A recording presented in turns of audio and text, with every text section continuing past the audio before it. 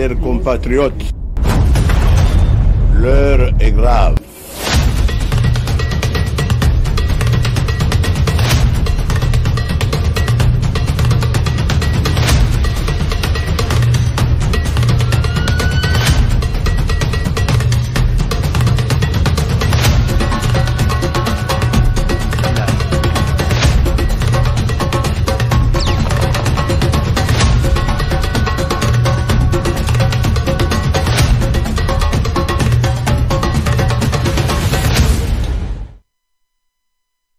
Madame, Messieurs, bonsoir. Bienvenue à vous dans ce journal dont voici la principale articulation.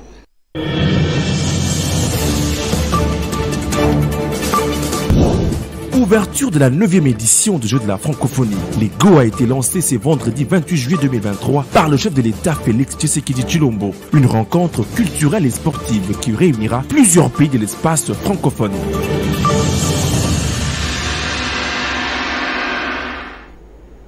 Madame, Messieurs, merci d'être avec nous. Comme annoncé dans les sommaires, le chef de l'État congolais Félix-Antoine Tshisekedi Tshilombo a lancé l'ouverture de la 9e édition des Jeux de la francophonie ce vendredi 28 juillet 2023 au stade de Martyrs. Eh bien, dans son allocution, le garant de la nation a salué l'organisation de ces Jeux qui se dérouleront durant 10 jours au sein de la capitale congolaise et a profité de l'occasion pour souhaiter une bonne chance à tous les athlètes qui vont participer à ces Jeux de la francophonie. Nous allons suivre un extrait de l'allocution du garant de la nation. Je vous salue chaleureusement et vous souhaite la bienvenue à Kinshasa, capitale de la République démocratique du Congo.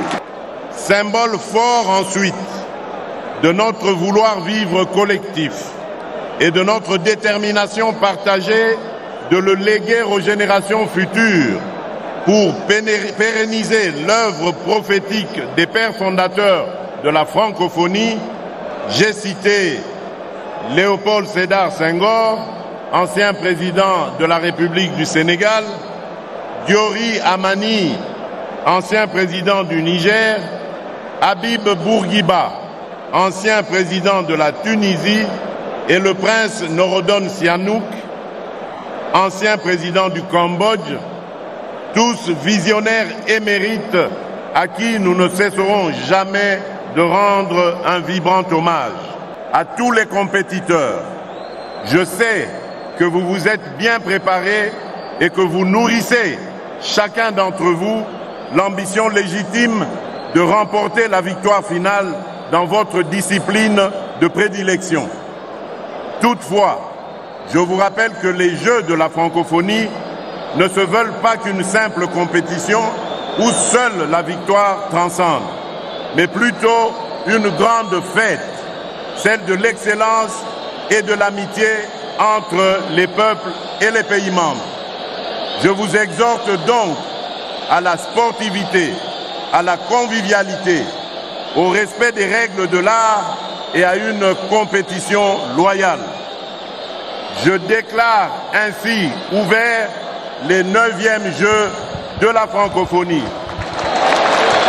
Bonne chance à tous et que les meilleurs gagnent. Vive la francophonie, vive l'amitié entre les peuples et les communautés francophones universelles. Eh bien, concernant ces 9e Jeux de la francophonie, on apprend que l'artiste musicien Lokwa Kanza pense que ces grands événements vont justement contribuer au développement de la culture en RDC. Jessica Koulou. La ville de Kinshasa, capitale de l'RDC, accueille du 28 juillet au 6 août 2023 la 9e édition du Jeux de la francophonie. Festif et accessible à la population, les Jeux de la francophonie sont d'informants uniques reliant les concours culturels et épreuves sportives de haut niveau. Interrogé à ces sujets, l'artiste musicien aux multiples talents, Lokwa Kanza, pense que ces grands événements vont contribuer au développement de la culture en RDC. C'est un signal fort, je pense, que notre pays est dans le monde, c'est-à-dire on peut lui faire confiance, que notre président Félix Tshisekedi est fiable et que notre jeunesse aussi, ça va lui permettre de pouvoir se dire que tout est possible. Sur le plan culturel, je pense que le Congo sera gagnant dans le sens où c'est un enjeu très sérieux. Ça veut dire que notre pays est capable de faire beaucoup de choses. Ça permettra à nos jeunes gens de pouvoir aller encore de l'avant, faire connaître notre culture et surtout dire qu'on existe. J'aimerais participer à ce 9e jeu de la francophonie pour plusieurs raisons. Je pense, sans prétention aucune, faire partie de ces artistes qui ont, entre autres, commencé à chanter en français, en essayant d'amener notre culture dans d'autres horizons, notre musique avec le soubassement de la langue française. Et bien sûr, si on me demande de venir participer en tant qu'artiste, je serai très heureux, je l'avoue. Ici est de noter qu'au cours des 10 premiers jours de la 9e édition de la francophonie, il y aura au programme 11 concours culturels, 9 compétitions sportives, une discipline d'animation périphérique communément appelée Nzango et de multiples animations folkloriques et concerts. Et bien de l'autre côté, l'artiste musicien Ferregola ne fera plus partie des artistes congolais qui vont prester au 9e jeu de la francophonie prévu, vous savez, du 28 juillet au 6 août 2023 au Stade de Martyrs. Et face à cette décision, la population congolaise a réagi. Suivez. Quelques heures avant la tenue des 9e Jeux de la francophonie à Kinshasa, l'artiste et musicien chef d'orchestre Jet Set Ferregola décide de résilier son contrat de prestations signé en présence des directeurs du comité national des 9e Jeux de la francophonie, Isidore Kwanja. Interrogé, une partie des fans de la musique congolaise salue la décision de l'artiste car cette dernière pense qu'il est victime d'une conspiration. En tout cas, Bissonions, en tant que peuple congolais, tout c'est pélité. Vu que le programme, il y a le bosso, ils allaient faire un dé à Fongola, fallait à Kanga, mais par après, toujours que fallait ne monter au banda aussi ça. Donc que faire par rapport il y a programme qui va changer, à remettre le sousté, à résilier contrat naïe, donc et c'est possible sauter. Tous ça pensent contenté parce que il fallait qu'il faire habiter parce que ça musicien monene na kati ya Congo. Du fait que balongoli abandate habiter na katika kizane te ba saboter yango na isa bien te fallait ka akata habiter le société. Donc décision na isa bien. Fallait abanda, fallait pe asilisa ou bien fallait abanda faire asilisa. Par contre, les ont trop pris acte du départ de Ferregola et pensent que c'est une fuite en avance pour ne pas tomber dans la rivalité. Me sentir incompétent. Yango a déclaré forfait à Keina. Peut-être par peur que concurrent n'a pas les cahiers ou quoi dans spectacle, dans la population, dans le mouvement, a déclaré un forfait. C'est normal. Notons que l'artiste et musicien Ferregola a été remplacé par son collègue Fally Ipupa et ce dernier fera l'ouverture ainsi que la fermeture du 9e jeu de la francophonie.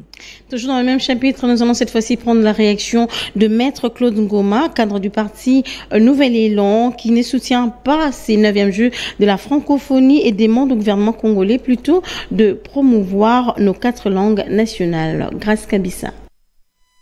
Nous sommes 55 pays qui parlent la langue française et que dans cette communauté francophone, l'un des pays membres est agressé. Et la France joue un grand rôle pour soutenir logistiquement, financièrement, le Rwanda qui est en train de déstabiliser l'Est de notre pays. Et donc, je ne peux pas, moi, Claude Ngoma, soutenir le jeu de francophonie.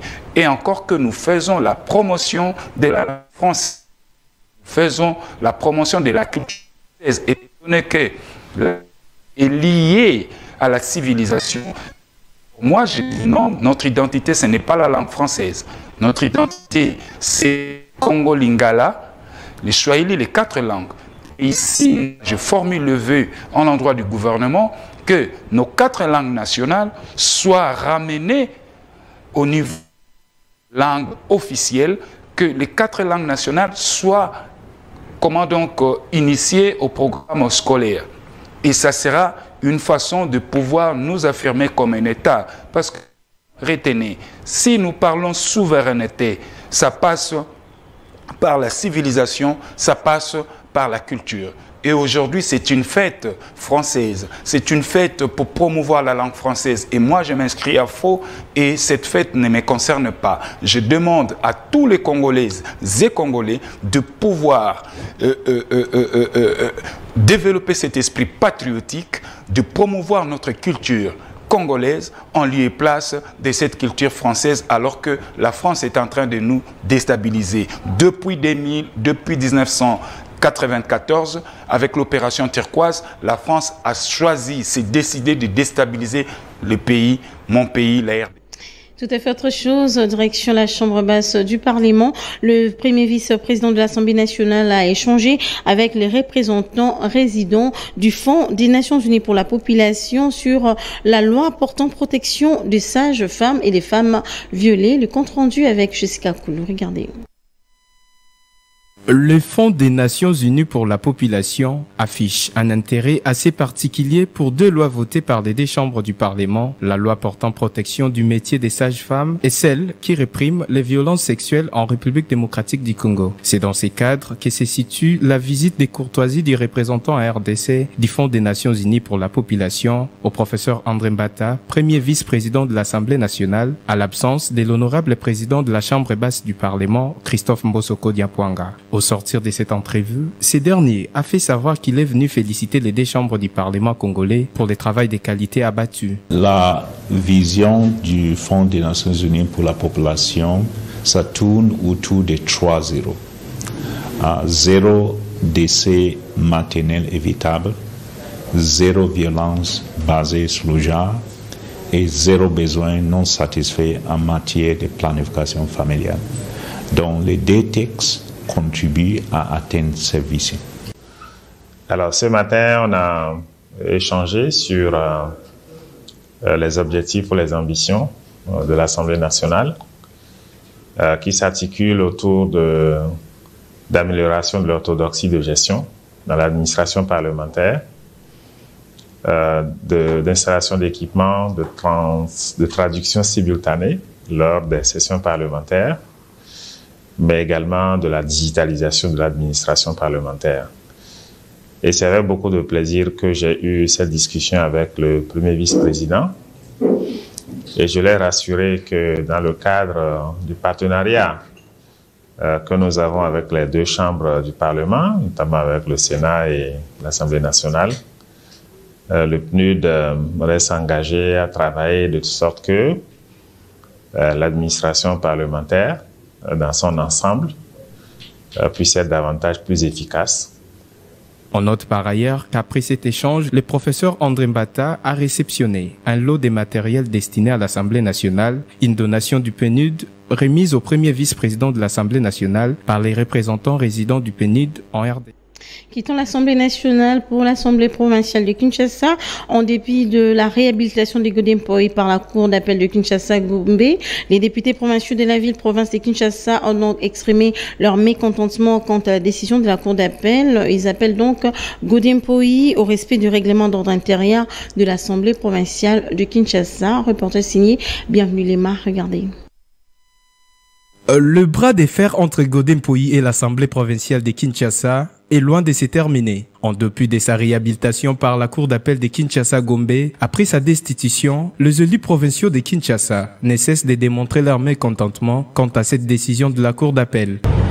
Alors que l'Assemblée provinciale n'est pas encore notifiée sur une prétendue réhabilitation de Godempoy, mais c'est curieux. L'opinion est déjà saisie. L'opinion écrit déjà des tweets de part et d'autre. Et nous avons constaté, donc parmi ces gens qui écrivent, il y a même l'un de ceux que nous indexons comme étant de ce réseau qui fait des intimidations. Pour sa part, Godempoy a, à travers une correspondance adressée à l'Assemblée provinciale de Kinshasa, demandé la fin de l'intérim et préconise son retour à la tête de cet organe délibérant de Kinshasa. Une correspondance qui a été recadrée quelques heures après par l'honorable rapporteur de l'Assemblée provinciale de Kinshasa, Junior Nembalemba. Désavoué par les députés provinciaux, Godempoy a été destitué le vendredi 7 juillet et réhabilité par la Cour d'appel de Kinshasa-Gombe le lundi 24 juillet dernier. Enseignement dans ces journaux avec la clôture ce jeudi 27 juillet 2023 des travaux de la commission paritaire gouvernement banque syndicale de l'EPST à Mbouila Lodge sous une pensée pieuse à l'égard du syndicaliste Emery Masunga décédé.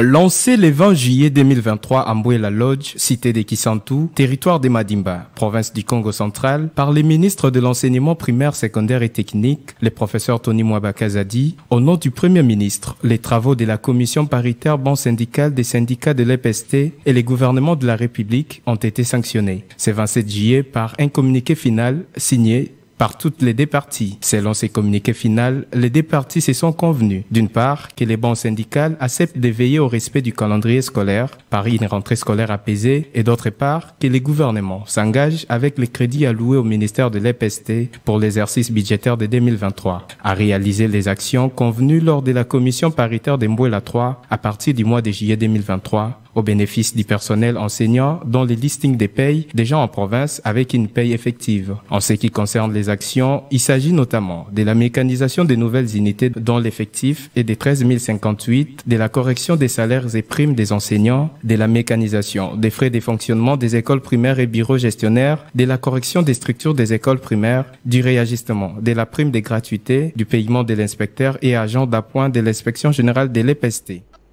La Fédération des entreprises du Congo a organisé une matinée d'information sur les modalités de collaboration et d'intervention de l'Agence des préventions et des luttes contre la corruption auprès des entreprises. Une activité qui a été donc animée par le coordonnateur de l'APLC, Thierry Mboulamoko. Rémi Mbouy nous en parle.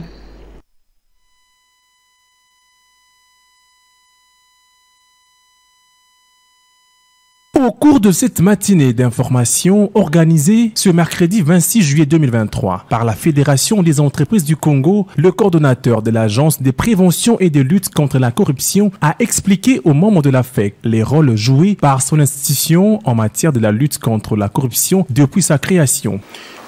Notre pays aujourd'hui dispose d'un code pénal, le code pénal de 1940, qui relève quelques éléments constitutifs de la corruption.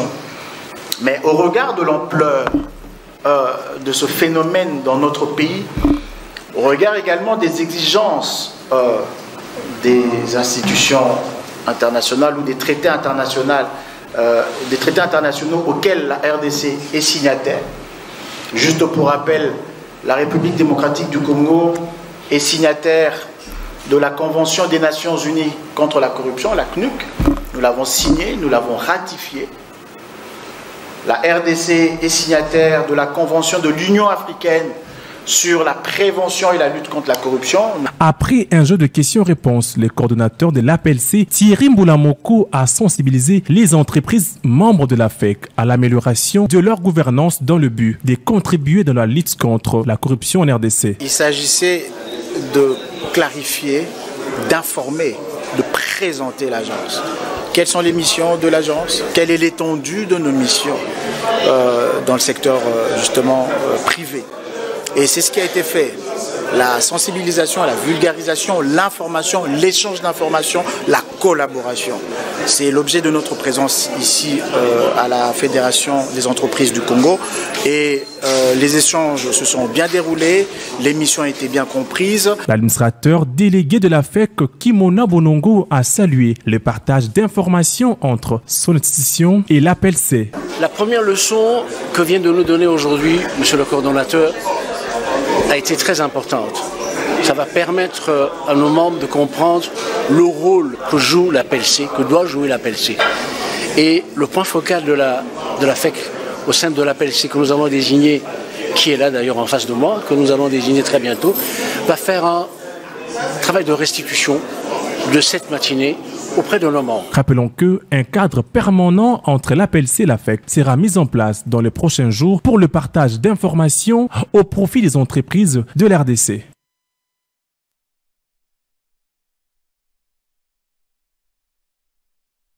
Observation de l'écosystème de la mangrove et à ce sujet, la macroéconomiste et publiciste environnementaliste Palmire Tseka, c'est son nom, parle du rôle et de l'importance des mangroves en RDC. Naomi Mukongo pour plus de précisions. mangroves sont un type d'écosystème spécifique qui vivent dans un milieu biotope. Elles peuvent être des forêts, des arbustes, des arbres de montagne. En RDC, elle est entre Banana et Mwanda. Interrogée, la macroéconomiste, publiciste et environnementaliste Palmi Nteka donne ici quelques rôles de la mangrove et les menaces qu'elle en découle. Ça d'abord le rôle sur les purifications d'eau, parce que les racines que possèdent les mangroves là peuvent servir comme des filtres afin de purifier le cours d'eau, des rivières et tout. Et le rôle de solidifier la terre pour éviter les érosions, tout ça. C'est encore le rôle dans les services écosystémiques de la nature, du cosmos. Les menaces que court le mangrove aujourd'hui, nous pouvons souligner la production pétrolière, l'extraction, l'exploitation du pétrole. Comme vous le savez, à Mwanda, nous avons les bassins côtiers où on exploite les pétroles. Alors, ces mangroves-là peuvent courir de risques par rapport à l'exploitation pétrolière. À la question de savoir comment conserver les mangroves, Palmi Nteka répond. La RDC, grâce à ses ressources variables et innombrables, faunistiques, floristiques et fauniques, peut au fait remédier à ces problèmes de réchauffement climatique grâce aux mangroves. Et la RDC peut aussi exploiter son pétrole. Ces ressources du sous-sol sont pour autant impactées sur le mangrove avec les nouvelles technologies d'acquisition sismique, de stockage, séquestration et valorisation de gaz, du CO2, étant donné que c'est lui-ci qui est à la base du réchauffement climatique. Comme vous le savez, lorsque vous parcourez l'Holocauste du Congo, au Congo de Charles Onana, on parle de 110 000 km² dévastés par la guerre, par l'exploitation minière illégale, et qu'on essaye d'écheviller avec la superficie du Kiba. Voyez, donc juste la RDC constitue la moitié de massifs forestiers. Notons que la RDC possède une diversité biologique exceptionnelle au niveau spécifique et génétique qui fait d'elle l'un des pays de la diversité mondiale. Les étudiants de G3 Communication de l'Université Rivenkim ont clôturé ce vendredi 28 juillet 2023 leur stage académique au sein de la chaîne Canal Studio Satellitaire Télévision, une activité qui a été donc sanctionnée par un cocktail et une remise de cadeaux à leur encadreur. Suivez. Ce vendredi 28 juillet marque la clôture du stage académique des étudiants en G3 Communication de l'Université Rivenkim au sein de la chaîne Canal Studio Satellitaire. C'est dans une grande ambiance et joie que cette cérémonie a eu lieu en présence de tous les journalistes de la rédaction ainsi que les autorités de la chaîne. Les journalistes stagiaires se sont exprimés sur les déroulements de leur stage et ont remercié les encadreurs pour leur apport et critiques ainsi que soutien tout au long de leur parcours au sein de la chaîne. Alors, j'ai salué déjà la pertinence du travail qui se bat ici à CSTV. Déjà, le stage, ça s'est très bien passé. J'ai même pas envie d'arrêter, mais bon, ça s'est bien passé. Les journalistes étaient vraiment bien avec nous, accueillants. Ils nous ont vraiment fait entrer dans le bain, en fait. On n'était même pas stagiaires pour eux, on était comme leurs confrères journalistes. J'ai vraiment aimé, ça s'est très bien passé. Il s'agissait de pratiquer ce qu'on a eu à apprendre pendant 3 ans. Il s'agit de la pratique du journalisme. Descendre sur le terrain, il fallait qu'on s'habitue, faire le papier. On a eu à palper les réalités de la télévision. En fait, une expérience dont c'est pas ce qu'on voit à l'école, c'est même pas ce qui se passe dans nos TP. Parce que la vie professionnelle que nous avons embrassée, parce que je dirais que c'est la vie professionnelle. Le stress, l'angoisse, trouver les informations, le papier, donc tout ça, je pense que ça nous a aidé à nous forger. Le directeur de programme, M. Lecoeur Moutimpai, n'a pas manqué de mots à adresser aux journalistes stagiaires. Personnellement, je suis très heureux. L'autre fois, je disais à M. Popol, est-ce qu'il n'a pas fait le choix de meilleur de la promotion pour qu'il vienne ici? Il faut d'abord commencer quelque part. Ne cherchez jamais à aller au-delà de votre niveau. Vous risquerez de se retrouver dans certaines situations qui ne seront pas intéressantes. Félicitations encore. Il s'y est dénoté que cette cérémonie s'est clôturée par une remise des cadeaux à l'égard des encadreurs et un cocktail pour la joie de tous les participants. Divers titres ont fait la une de la quasi-totalité des journaux parus ce vendredi dans la ville de Kinshasa. La revue de presse est signée Emmanuel Boukenza.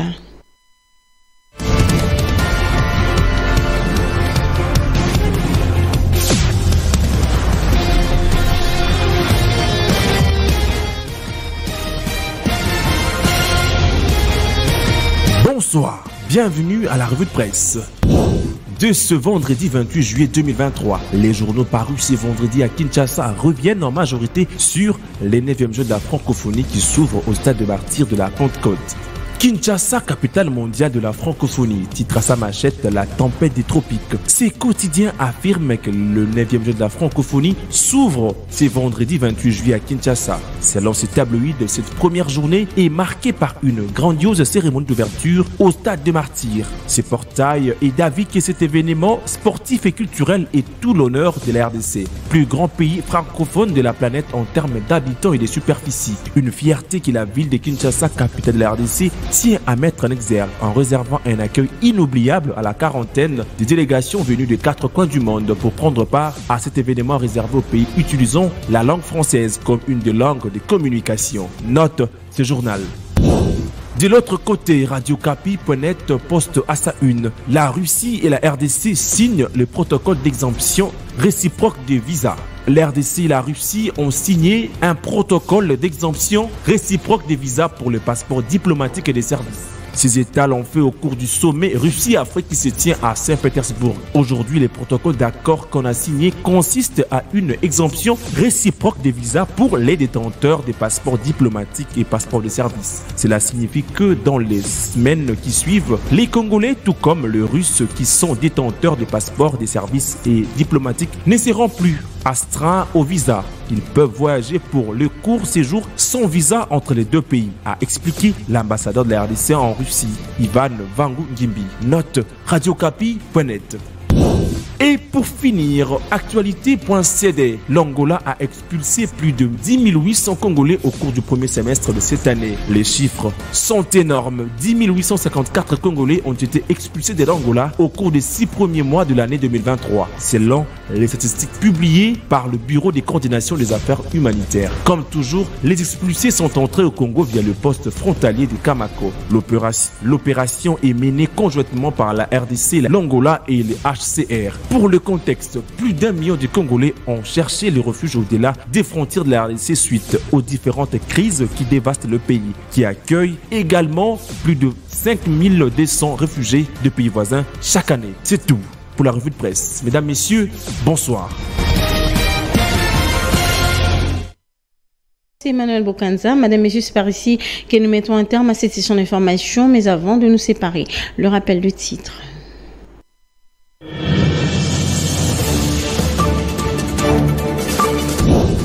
Ouverture de la 9e édition du Jeux de la francophonie. Les Go a été lancé ce vendredi 28 juillet 2023 par le chef de l'État Félix Tshisekedi Tshilombo. Une rencontre culturelle et sportive qui réunira plusieurs pays de l'espace francophone.